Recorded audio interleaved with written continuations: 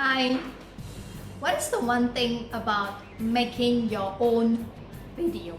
Yes, now a lot of us are going into online and making our own video presentation, but what is that one thing that you need to do in making your own video?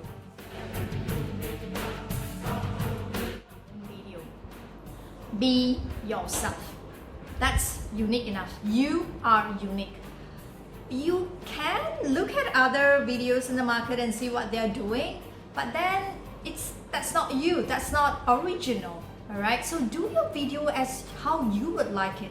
What do you want to achieve in the video? Are you in the line of educating others, creating awareness, or you just want to do sales? So focus on your objective. Don't copy other people's video. Be your own. Wear what you're comfortable with. At the same time, who are your target market?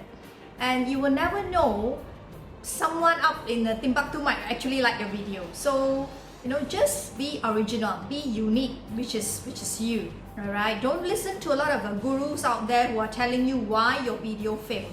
No, remember that you are good in the work that you're doing, and you are the brand ambassador of your product, of all your services. All right, so all the best in doing your videos, and remember, unique is you.